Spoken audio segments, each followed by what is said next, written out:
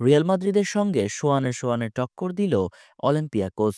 শুধুমাত্র Kylian Mbappe না থাকলে অল হোয়াইটদের ঘোল খাইয়ে ছাড়ছিল গ্রিক এই ক্লাবটি। তবে চ্যাম্পিয়ন্স লিগে তেমন কিছু হতে দেয়নি রিয়াল মাদ্রিদের ফরাসি মহাতারকা কিলিয়ান এমবাপ্পে।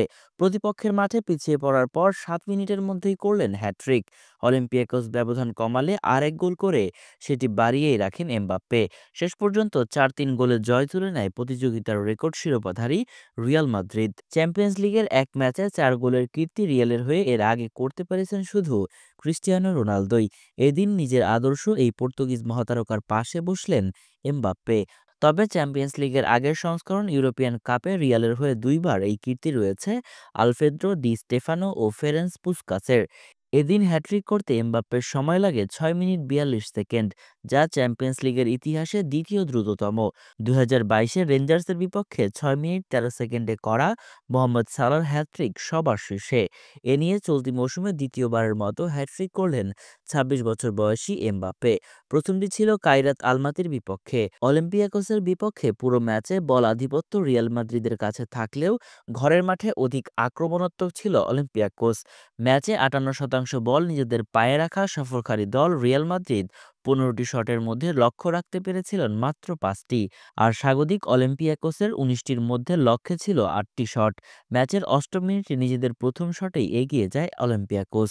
২২তম মিনিটে ভিনিসিয়াস জুনিয়র দারুণ এক পাস থেকে ব্যবধান কমান এমবাপ্পে। ফরাসি বিশ্বকাপজয়ী তারকা গোল পেলেন ৩ ম্যাচ পর। মিনিট দুয়েকের মধ্যে আর্দা গুলারের হেড থেকে লক্ষ্যভেদ করেন আবারও এমবাপ্পে। এরপর এদুয়ার্দো কামাভিঙ্গার অ্যাসিস্ট করেন এবং তাতেই হ্যাটট্রিক পূরণ হয় এমবাপ্পের। বিরতির আগে একবার বল জালে পাঠান ভিনিও, তবে সেটি বাতিল হয়ে যায় অফসাইডের ফাঁদে। বিরতির পর মাঠে ফিরে রোমাঞ্চকর গল্প লেখেন স্বাগতিকদের মেহেদী তারেমি। ৫২তম মিনিটে তার গোলে যেন প্রাণ ফিরে পায় গ্যালারি। ৫৯তম মিনিটে নিজের দলের শেষ গোলটি করেন এমবাপ্পে। রিয়ালের হয়ে চলতি মৌসুমে এমবাপ্পের গোল হলো ২২টি। ক্লাব ও জাতীয় দলের হয়ে এই মৌসুমে ২২ ম্যাচে ২৭টি গোল ও ৬টি অ্যাসিস্ট করলেন তিনি। আর চ্যাম্পিয়ন্স লিগে ৫ ম্যাচে ৯ গোল করায় চূড়ায় আছেন এমবাপ্পেই। ৬ গোল করে গ্যালাতাসারাইয়ের ভিক্টর ওসিমেন ২-এ রয়েছে। ম্যাচের ৮১তম মিনিটে নাটকের ইঙ্গিত দেয় অলিম্পিয়াকোস। সতীর্থদের ক্রস থেকে হেডে স্কোরলাইন ৪-৩ করেন আইয়ুব এল কাবি।